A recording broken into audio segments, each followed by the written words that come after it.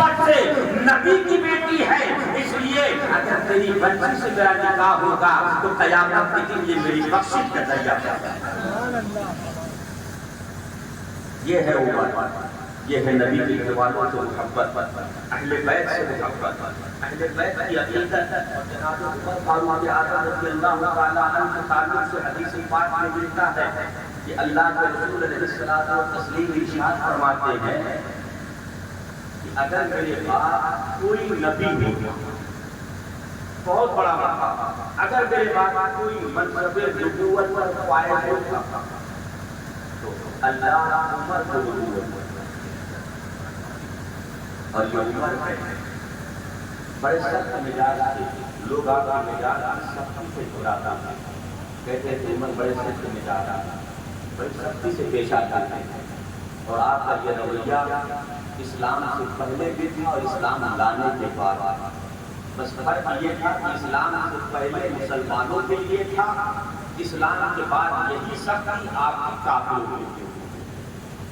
جب حضرت عمر فاروق اعظم کو جناب صدیق اکبر نے خلیفہ منتخب کیا، صحابہ سے رائے لینے کے بعد حضرت عمر کا نام آیا، اور جب خلیفہ منتخب ہوئے تو تاریخ میں لکھا ہے کہ سب سے کم بیت المال کا وظیفہ لینے والے خلیفہ حضرت عمر، سال میں صرف 2 جوڑے کرتے تھے، اور کسی کی مجال نہیں ہوتی تھی کہ جناب عمر سے یہ کہے کہ آپ اپنا وظیفہ بڑھا۔ کسی کی مجال نہیں۔ ایک بار صحابہ کرام نے آپس میں میٹنگ کی کہ اسلامی سلطنت بہت دور تک پھیل گئی ہے، فتوحات پھیلتے چلے جا رہے ہیں، روز نئے نئے سفیر آتے رہتے ہیں عمر کے پاس، اور عمر کا لباس ایسا ہے کہ جگہ جگہ سے پھٹا ہوا ہے، ہر جگہ عمر نے اپنے جسم سے تقریباً اپنے لباس میں 17 چمڑے کے کیبل لگا رکھے ہیں۔ عمر سے کہو کم سے کم اپنا لباس کو بدل لیں۔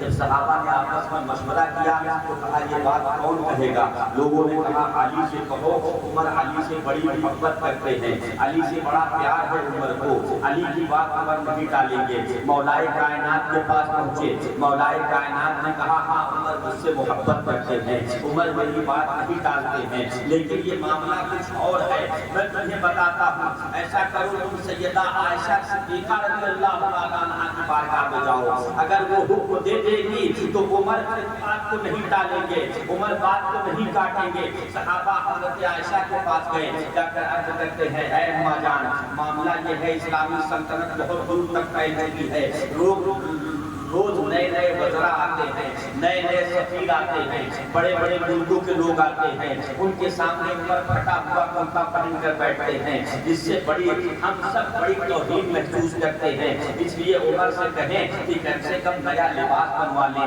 سیدہ عائشہ نے کہا جاؤ عمر کو بلا لاؤ۔ حضرت عمر کے پاس پیغام پہنچا، نبی کی بیوی نے آپ کو بلایا ہے۔ دوڑتے ہوئے حضرت عمر آئے، تاریخوں میں لکھا ہے حضرت عائشہ کے پاس پہنچے تو عرض کرتے ہیں اے اماں جان، آنے میں دیر نہ ہو گئی عمر کو؟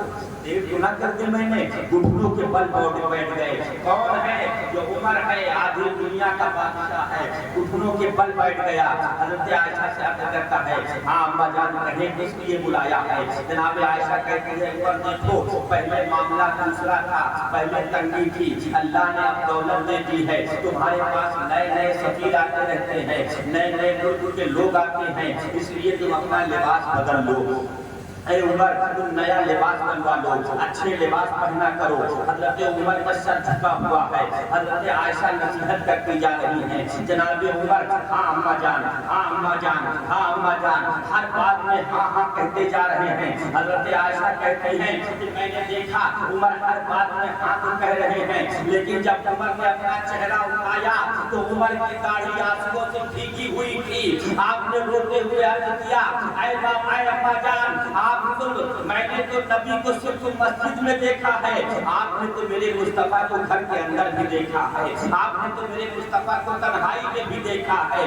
مجھے وہ کرتا پہنا ہے جو میرا کملی والا تاجدار پہنا کرتا تھا، اگر وہ کرتا پہنا ہے تو عمر آج بھی پہننے کے لیے تیار ہے۔ اے اماں جان، لوگوں کو یہ کرتے پھٹے ہوئے نظر آتے ہیں، اس پھٹے ہوئے کرتے میں مجھے اپنے نبی کا جلوہ نظر آتا ہے۔ جب میں پھٹے ہوئے کرتوں کو پہنتا ہوں، ان پیور سے لگے ہوئے کپڑوں کو پہنتا ہوں، مجھے اپنے نبی کی تصویر یاد آتی ہے، مجھے اپنے یار یاد آتے ہیں۔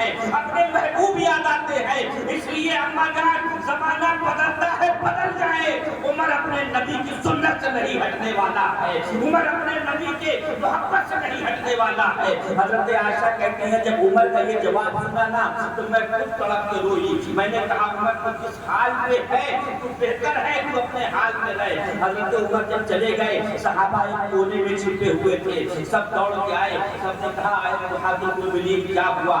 حضرت عائشہ فرماتی ہے اے میرے بھائیوں، اے میرے نبی، اے میرے نبی کے صحابہ سنو سنو، تم کو وہ کپڑے پھٹے پرانے لگتے ہیں، ان کپڑوں میں عمر کو اپنا نبی کا پیار نظر آتا ہے، جن کپڑوں میں تمہیں توہین نظر آتی ہے عمر کو اس کپڑوں میں سربلندی نظر آتی ہے، اس لیے عمر کو انہیں کپڑوں میں